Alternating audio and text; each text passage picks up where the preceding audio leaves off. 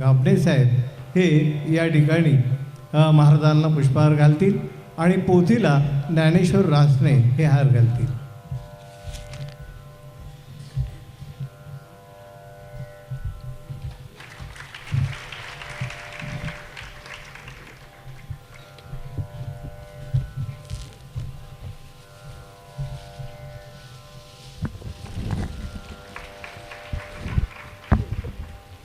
ज्ञानदेव तुकाराम ज्ञानेश्वर महाराज की जय.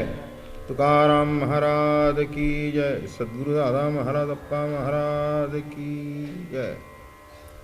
कृष्णमूर्ती होय गे कळो आली सोय गे.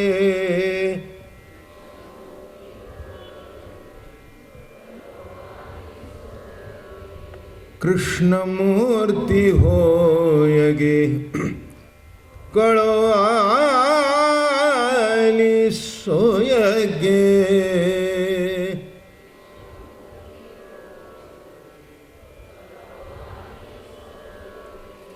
प्राणाचाही प्राण पाहता सुख सांगू काय गे. अर्धांगी रुक्मिणी विंजणे अर्धांगी रुक्मिणी विंजणे वारिती गोपी बाळा गोपी बाळा गे गोपी बाळा तुळशी माळ गळा गे कस्तुरीचा टिळा गे.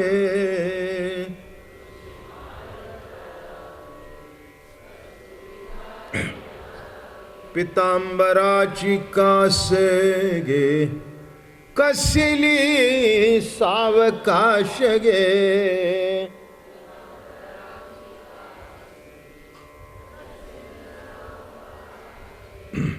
नारद तुंबर गायन करती नारद तुंबर गायन करती पुढे निजदास गे तुळशी माळ गळा गे कस्तुरीचा टिळा गे.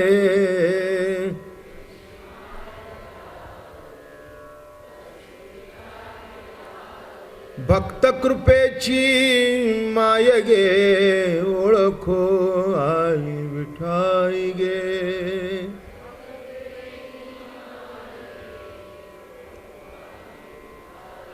भक्त कृपेची माय गे ओळखो आली विठाई गे.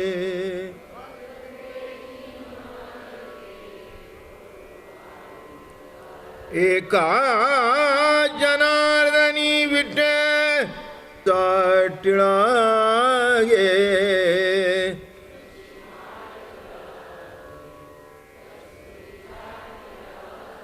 अर्धांगी रुक्मिणी विंजणे वारिती गोपी बाळा गे वारिती गोपी बाळा गे तुळशी माळ गळा गे कस्तुरीचा टिळा गे.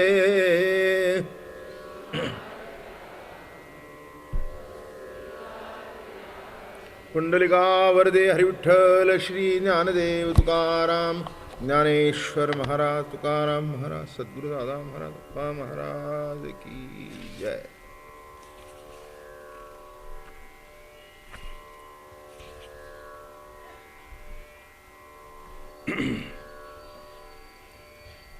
माऊली महावैष्णव संत श्रेष्ठ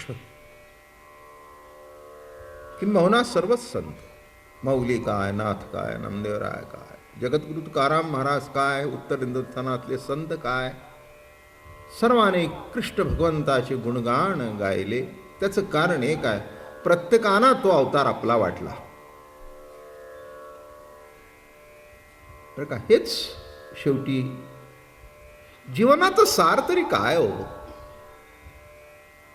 नवरा आपला वाटला पाहिजे, बायको आपली वाटली पाहिजे, घर आपलं वाटलं पाहिजे. नाही तर लग्न होऊन सुद्धा बाई शेवटचा श्वास घेते पण तिला असं वाटत नाही या घरात आपलं कोण आहे. असे कितीतरी संसार आहेत, कितीतरी आहेत संसार असे.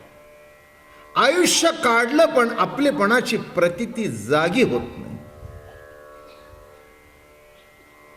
संसार चालतो, मुलं बाळ होतात, पैसा टक्का हातात असतो, पण आपलेपणाची प्रतीती उदित होत नाही. आपलेपणा म्हणजे प्रेम, आपलेपणा म्हणजे जिव्हाळा.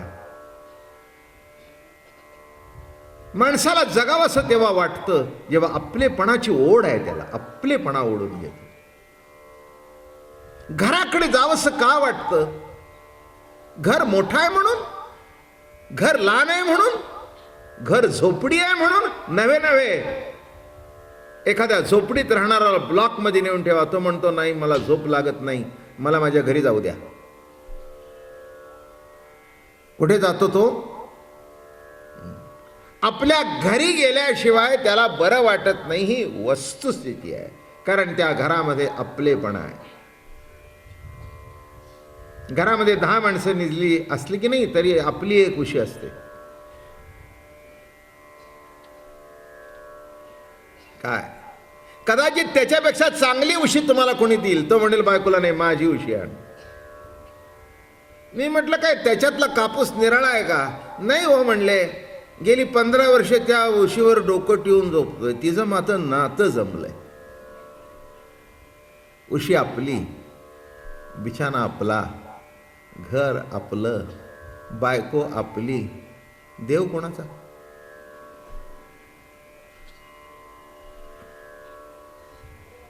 देव देवळातला. बरोबर सांगितलं. देव कोणाचा? देव देवळातला. देवळापुरता देवाचा संबंध. लक्षात ठेवा, असा कुठे परमार्थ होत नसतो. कदाचित परमार्थाची कृती होईल पण परमार्थ होत नाही. आपलेपणाची प्रतीती निर्माण झाल्याशिवाय तिथली साधी साधी गोष्ट सुद्धा आपल्याला जाणवते.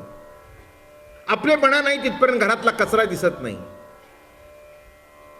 काही काही माणसं घरात अशी असतात, कचरा पडलेला सुद्धा त्यांना दिसत नाही, इतके समाधीत असतात. मग दुसरा असेल की नाही, तो येतो हे ते उचलतो, ते उचलतो, ते उचलतो, जाता जाता ते नीटनीटकं करतो, जाता जाता ती कब्बशी उचलून आतमध्ये नेईल, तिथे काय असेल तर नीटनीटकं करेल. याचं कळलं का? त्या व्यक्तीला, मग तो पुरुष असू दे नाही तर बाई असू दे, ती वस्तू ते घर आपलं वाटतं आणि आपलं आहे ते नीटनीटका असावं असं वाटतं. म्हणून ही कृती सहज घडते. ते करत नाही, ती आपलेपणातून घडते. नाही तर सकाळी पिलेला चहाचा कप संध्याकाळपर्यंत जागा सोडत नाही, तो सोडणारच नाही.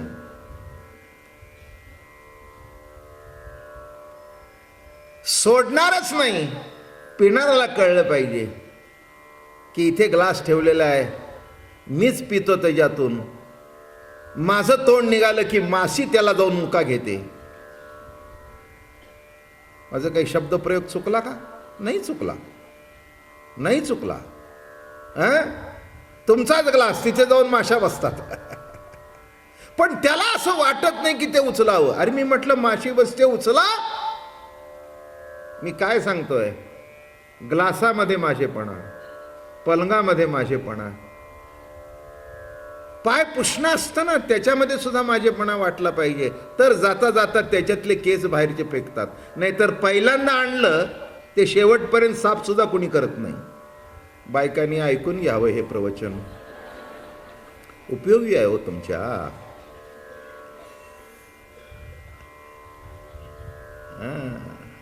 मी व्यवस्थित बायका बघितल्या आणि गबाळ ग्रंथी सुद्धा बघितल्या. गबाळ ग्रंथी म्हणजे त्या गबाळेपणाला काही अर्थ नाही. अलग लक्षात. गबाळ गबाळ, जीवनच गबाळ होऊन जातं, शेवटी गाळ होतं, घाळ होतं. मराठी भाषा कळली का? शेवटी त्याच्यामध्ये आपण कुठे गहाळ होऊन जातो, आपलं आपल्यालाच कळत नाही. मी काय सांगतोय? आपलेपणा. आपलेपणा आपलेपणा वाटल्यानंतर काय त्याच्यातला आनंद आहे, काय त्याच्यातलं कौतुक आहे. म्हणून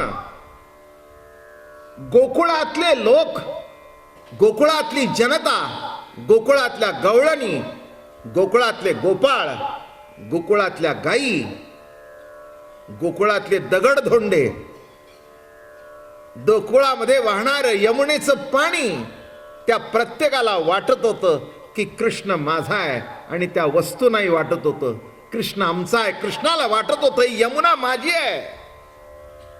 आणि त्या आपलेपणामधून जे घडलं ते कृष्णचरित्र. हो, कौतुक आहे कृष्णाचं. गाई आपली वाटली नाही का? हो, जनावर सुद्धा आपली वाटणं हे महत्वाचं आहे. पण काही काही माणसांना जनावरच आपली वाटतात, माणसं आपली वाटत नाही. त्याला काय करावं? आश्चर्य नाही का? एका माणसाचं आपल्या कुत्र्यावर फारच प्रेम होतं. म्हणजे माणसापेक्षा त्या कुत्र्याचं कोडकौतुक तो जास्ती करायचं. शेवटी मी म्हणलं, अहो तुम्ही माणसांना हाडक फडक हाड करताय आणि कुठच्याला जवळ करताय. म्हणलं माहिती नाही आहे, तो फुकट आलेला आहे, याला 10,000 दिलेत. कुत्र्याला 10,000 दिलेत. म्हटलं एक माणूस विकत आणून दाखव ना राजा. लक्षात घ्या, आपलेपणा. कृष्ण भगवंताला गायी आपली वाटली, त्यातला गोठा आपला वाटला. प्रत्येक कर्म तो आवडीने प्रेमाने करत होता. आणि म्हणून सर्व गोकुळवासी, वृंदावनवासी त्या काळामध्ये जे जे त्याच्या जवळ आले त्यांना तो आपला वाटला. हे बघा, विरोधातून जवळ जे आले ते सुद्धा त्याच्याशी एकरूप झाले. काय प्रेम आहे हो, नाही का? विरोधातून आले. महाराज म्हणाले, स्नेहे द्वेषे अथवा वैरे दृढ ध्यान जेणे होय. स्नेहाने असू दे, द्वेषाने असू दे, वैराने असू दे, जे जवळ आले ते जवळच राहिले. आणि म्हणून भगवंतांनी ठरवलं की सर्व काही घडलं, आता सर्व लीला घडल्या, आता ह्यांना आपल्याशी एकरूप करून टाकावं, अशी रासलीला करूया. तर का काल आपण कुठपर्यंत आलो होतो? गोवर्धन, गो इंद्रियांचं संवर्धन. गो इंद्रिय, गो म्हणजे इंद्रिय. कोणीतरी काल प्रश्न विचारला मला प्रवचन संपल्यानंतर. गो म्हणजे इंद्रिय आणि गो म्हणजे वाणी. दोन अर्थ आहेत. गो म्हणजे इंद्रिय. चला, विचारलं तर पुन्हा एकदा केव्हा तरी सुरुवातीला सांगितलं असेल. गो म्हणजे इंद्रिय, गो म्हणजे गाई. गाईला वळवणारा गोवळ. तसं इंद्रियांना जो वळवतो तो गोवळ. म्हणून कृष्णाला गोवळ म्हणतात, गवळी म्हणतात. हे बघा, इंद्रिय तुम्ही वळवत नाही, तो वळवतो, तिथे इंद्रिय वळली जातात. काही काही वेळेला तो त्या इंद्रियाकडे लक्ष देत नाही, ती इंद्रिय बेछूट सुटतं आणि कुठेतरी खड्ड्यात जाऊन पडतं. म्हणून गाई वळवणाराचं लक्ष त्या गायावर लागतं. तिकडे गेली, तिकडे गेली, तिकडे गेली, तिकडे गेली, बरं का? तसं गो इंद्रिय जो वळवतो, डोळ्यांना वळवतो, दिसणं प्रगट होतं, कानांना वळवतो, ऐकणं प्रगट होतं, पायातून शक्ती देतो, चलन प्रगट होतं. ही सगळी ईश्वरी सत्तेची तो जो गोवळ आहे त्याची लीला आहे. मग गो इंद्रियांचं जो पालन करतो तो गोपाल.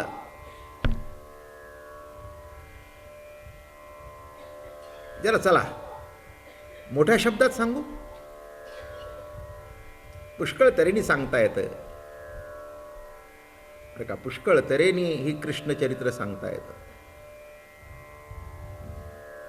तात्विक दृष्टिकोनातून ऐकणं सुद्धा महत्वाचं आहे, नाही का. गो इंद्रियांचं रक्षण करत नाहीत माणसं, बेछूटपणाने वापरतात, त्या गाया खड्ड्यात जातात. हे गो इंद्रिय आहे, त्याचा मालक कृष्ण आहे, ते वळवणारा तो आहे. हे लक्षात आल्यानंतर इकडे तिकडे वृत्ती जात नाही. त्याच्याकरता त्याची प्रार्थना करावी लागते, प्रभू आमची गाई खड्ड्यात जाऊन देऊ नकोस. लक्षात ठेवा, देवाचं गाईवर इंद्रियावर लक्ष आहे म्हणून कंट्रोल आहे, नाही तर पावलोपावली जोडे खाल रस्त्याने चालताना सुद्धा. अंतर्मुख व्हा आणि तुमची वृत्ती कुठे कुठे जाते ते बघा, म्हणजे कळेल. तुमचं मन जिथे गेलं त्या मनाच्या मागे जर हात गेला तर काय होईल? मनाच्या मागे पाय गेले तर काय होईल? स्त्री असू दे, पुरुष असू दे, काही असू दे, वस्तू असू दे. एखाद्याचं पाकिट पडलंय, माहिती आहे की त्याच्यामध्ये पैसे ठेवलेत, वाटतं बरं का उचलू का, मन जातं बरं का, तिथे जातं बरं का. लक्षात ठेवा. मातला सांगतो, काही चोर व्हायचंय का? आला कंट्रोल, आला कंट्रोल.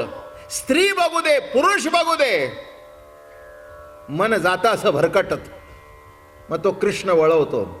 गाई, अगर रस्सी गाई, अगर रुपी गाई, अगर श्रवणी गाई, ह्या गाया आहेत बरं का सगळ्या.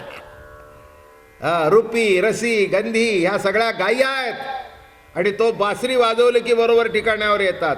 आणि त्याची जर बासरी ऐकू आली नाही तर समजाव गाई खड्ड्यात गेली आणि याने मार. लक्षात ठेवा, जीवनामध्ये पावलोपावली मोह आहेत. कृष्ण परमात्मा इंद्रिय आवरतोय म्हणून आपलं सज्जनपणा टिकून आहे. एक सांगतो, वाईट मनात येत नाही असं तुम्ही म्हणूच नका. मी म्हणणार नाही, तुम्ही म्हणू नका. ज्याचा येत नाही तो मुर्दा आहे. मी परखड बोलणार आहे, स्पष्ट बोलणार आहे आणि प्रॅक्टिकल माणूस आहे. कोणी म्हणण्याची मिजाज करू नये की एखादा साधू असू दे, संत असू दे, तो जर म्हणला माझ्या मनात वाईट विचार आलेच नाहीत, मग वाईट विचार आले नाहीत तर तू का सांगतो वाईट आवर म्हणून? ज्या अर्थी मनात आलं वाईट म्हणून आम्हाला सांगतो आवर. म्हणून वाईटाचा सुद्धा अनुभव मनामध्ये प्रत्यक्षात नसेल, पण मनामध्ये मी का सांगतोय, जरा पुढे सरकायचं आपल्याला. योगी लोक इंद्रिय आवरतात पण मन आवरता येत नाही. योगाने इंद्रिय आवरली, इतकी आवरली, इतका कंट्रोल केला की ते इंद्रिय इकडे तिकडे, नाही खायचं म्हणजे नाही खायचं, नाही डोळ्यांनी बघायचं म्हणजे नाही बघायचं, नाही कानाने ऐकायचं म्हणजे नाही कानाने ऐकायचं. एवढं जरी ठरवलं तरी डोळ्यांनी बघितलं नाही, पण मन डोळे झाकून सुद्धा बघून आलं. आश्चर्य आहे नाही का? म्हणून एक सांगतो, इंद्रियावर कंट्रोल करता येतं. कदाचित इंद्रियातला काम जाईल पण मनातला जाणार नाही. मनातली वासना जाणार नाही. एखादा 90 वर्षाचा म्हातारा असेल, त्याच्या इंद्रियांना विषय भोगता येणार नाहीत पण मन विषय भोगणार नाहीत असं सांगू नका. साधा साधा विषय सांगतो. हो, अगदी चांगले शेंगदाणे असे भट्टीत भाजलेले, साधा विषय, काही विषय काही महत्वाचं नाही बरं का. आणि दात होते त्याला तेव्हा एवढे आवडायचे, पोट चांगलं होतं, 2-2 पुड्या खायचा. आणि मग नातू ते समोर खात आला हा नवबदीत, तोंडात दात नाही आणि पचनशक्ती संपलेली. पडले गोविंदा तुझ्या एवढा मी होतो तेव्हा 3-3 पुड्या खात होतो.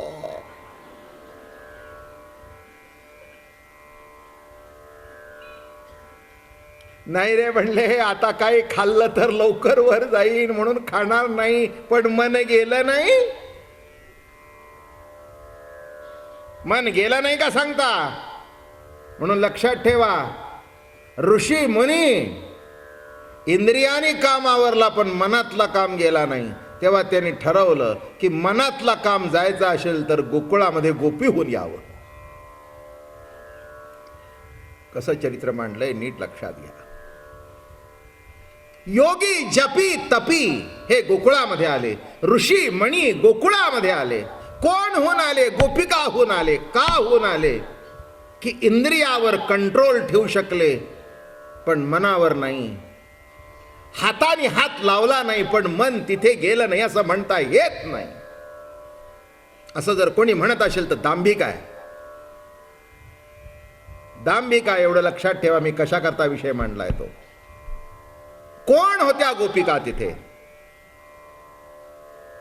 बरं का, काल आपल्याला